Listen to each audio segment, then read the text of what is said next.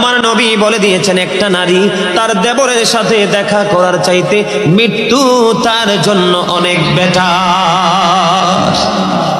একজন নারী আর একজন পুরুষ বন্ধু, যে আমার নবী বলে দিয়েছেন যাদের স্বামী দেশের বাহিরে থাকে অথবা বাড়ি থাকে বউ, স্বামী থাকে অন্য জেলায়, ওই নারীদেরকে নবী উপদেশ দিয়েছে তোমরা সুন্দর পোশাক পরো না, ভালো করে সাজগোজ করিও না, কারণ অন্য কোনো পুরুষের নজর তোমার দিকে পড়তে পারে। ও বন্ধু, নারীদের যত সাজগোজ যত সৌন্দর্য সব কিছু স্বামীর জন্য, অন্য কোনো পুরুষকে দেখাতে পারবে না।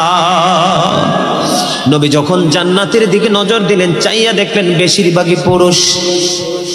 নবী যখন জাহান্নামের দিকে নজর দিল, বেশিরভাগই বন্ধু চাইয়া দেখলো নারী, আর বেশিরভাগ নারী জাহান্নামে যাবে শুধু পর্দায় না থাকার কারণে। নারীদের জান্নাত বন্ধু একেবারে সোজা বল